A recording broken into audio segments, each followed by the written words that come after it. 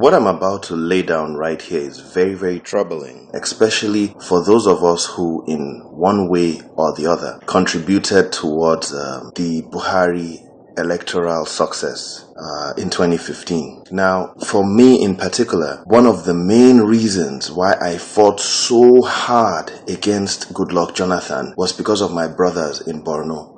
And I consider the people of Borno my brothers and what they went through in the hands of Boko Haram. That was what brought about the creation of my NGO, Ends Every Nigerian Do Something. In fact, that happened on March 18th, 2013, right when there was a bombing at Sabungari. And I was like, this is ridiculous. You know, Jonathan is folding, his hands are tied, or is folding his hands while people are dying. Boko Haram killed, according to estimates that I believe in and I consider accurate, at least 1 million people. We had more than 2 million, 3 million people displaced. The Northeast has been ravaged beyond possible repair. And this was very, very serious because, you know, the Jonathan government just kept folding its hands, you know, corruption, enriching themselves. The Dasukis were swallowing money. The military chiefs, the Buratais, the Bades, all of the military leadership was swallowing money and watching the people die. And it's because of Boko Haram that someone like me personally, before I used to do my activism in private, but that's when I opened up and started writing articles with my name and fighting Jonathan every day for his inaction on Boko Haram. Jonathan did not arrest a single sponsor of Boko Haram, and I kept lamenting about it. I'm like, we know they are political sponsors of Boko Haram, and you are doing nothing about it.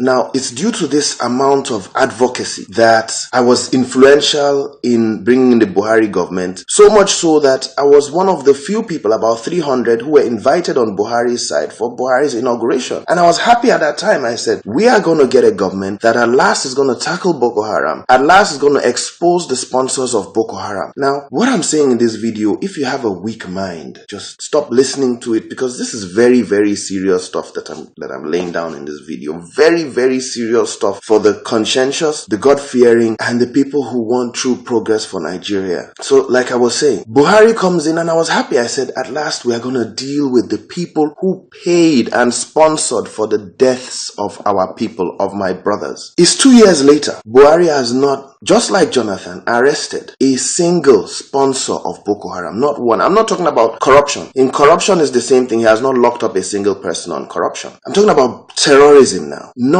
one political sponsor of Boko Haram has been arrested. Now, Dasuki, who we all fought against and who we were glad that the Buhari government was coming in to deal with and sentence for robbing money for the whole conspiracy with all the other people in the Jonathan government, robbing money. I said this, and go and you can check archives. I've said this long ago, that Buhari will never lock up Dasuki. Mark my words. Buhari will never lock up the most treacherous person in Nigeria's history today, which we all believe and which the Buhari themselves have presented. Dasuki. Buhari will never lock up Dasuki, in spite of the damage and destruction that he did to our brothers and sisters in the Northeast, in spite of him nearly destroying our country completely. And why is it that Buhari would not lock up Dasuki? The reason is very simple. There are certain secrets that Dasuki knows that Buhari cannot afford Dasuki to release. Dasuki is holding Buhari because this is the cabal. This is the cabal network. They are all connected. Invariably, Buhari is protecting certain people involved in corruption who Dasuki would expose, and protecting sponsors of Boko Haram. Now, there's an article I noticed in Daily Post, and I'll put all the sources to this thing up here.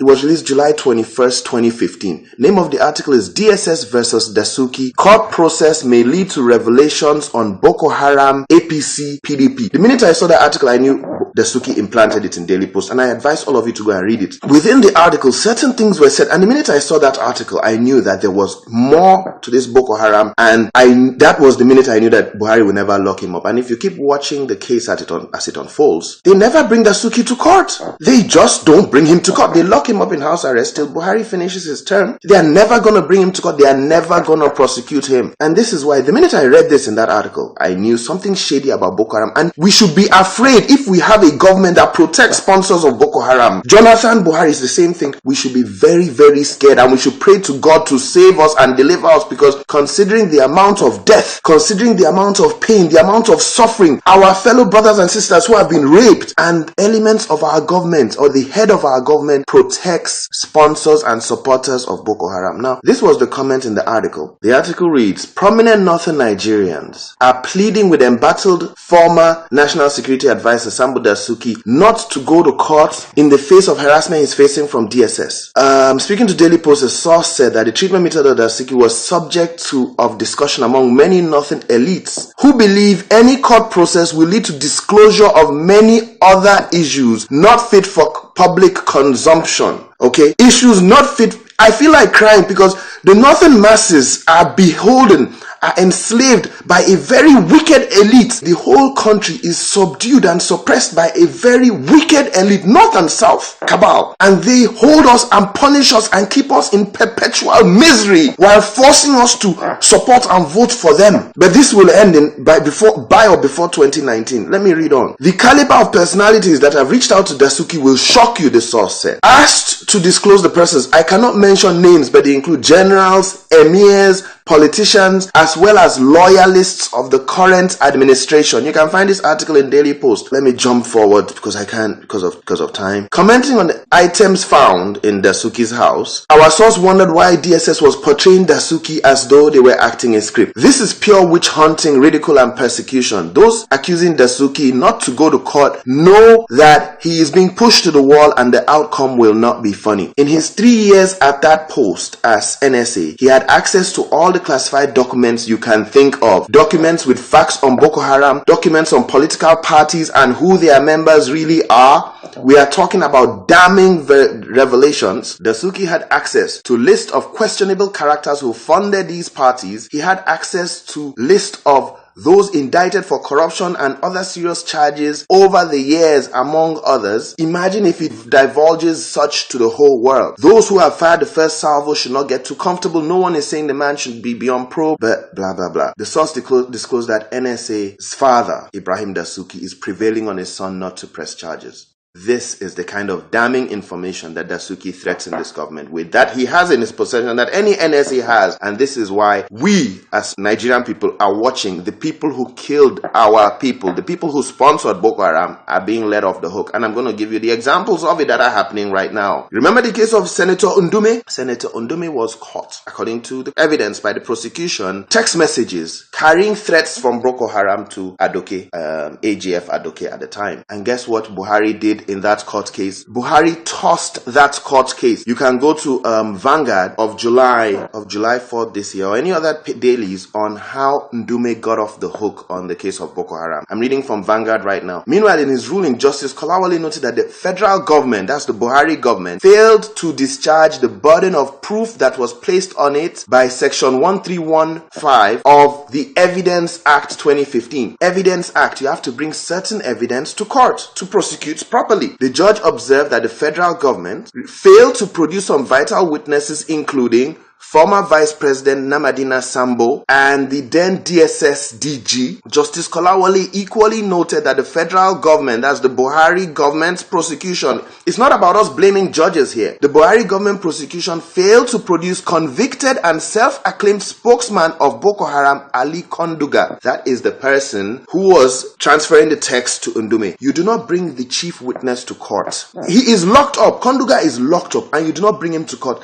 That is intentionally. That is a betrayal of trust. That is treasonable. That is intentionally tossing the case on Ndume to allow someone alleged to be a sponsor of Boko Haram to walk free. This is the kind of thing that we are having, and anybody who has the fear of God in his heart is going to be very perturbed about these kind of things, because death, when it comes to death, our poor innocent people in Borno dying, and people are letting them off the hook by not bringing witnesses in jail to court.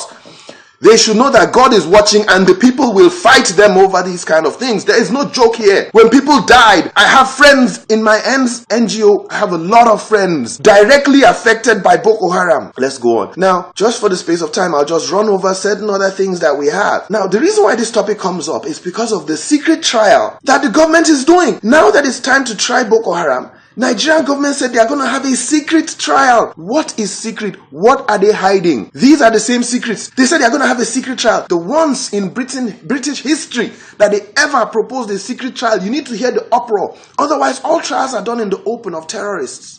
Why is Nigeria having a secret trial? What secrets are they hiding? The Buhari government are hiding the sponsors of Boko Haram, the politicians in their government, in APC, PDP, this all one. They are hiding these people from us. Do we not fear God? Are we not afraid of lives lost that we are allowing them? Nigeria should be up in protest against a secret trial. This is, go and look in the dailies. Buhari government said they are having a secret trial for Boko Haram suspects upon all we have gone through. This is the extent to which the court ruled for Buhari to release the names of looters. Buhari government has failed to release. They are in contempt of court. They have failed to AGF. Malami said, I will release the names one by one. They are not releasing the names of looters who stole our money and killed us. Now, the court, now again, trial for Boko Haram. They want to do it in secret to cover up the links to people, cabal, who sponsor this terror that destroyed farming, caused starvation in Nigeria. How can we progress if we continue to tolerate stuff like this from this cabal, this singular cabal that has held Nigeria down since 1960? So you can look for that. Just Google it and see secret trial for Boko Haram suspects. It's the same Buhari who celebrates Bamanga Tukur. This is it in The Nation. He celebrated Bamanga Tukur as an elder statesman. Bamanga Tukur during Jonathan's time said, according to dailies, that Boko Haram is fighting for justice. Boko Haram is another name of justice. Buhari celebrates him as a national statesman, somebody that should be locked up for helping to encourage people, our youth, to join Boko Haram with such statements by such political office holders and national northern statesmen.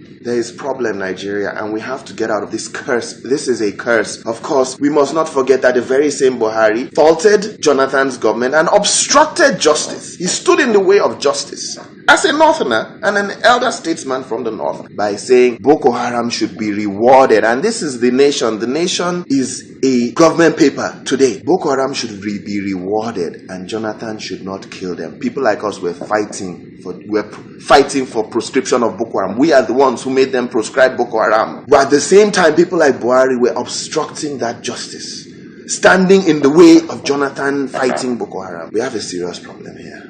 But we as a people are going to deal with it by God's grace. And God is kind to the Chibok girls and all other victims. God is merciful.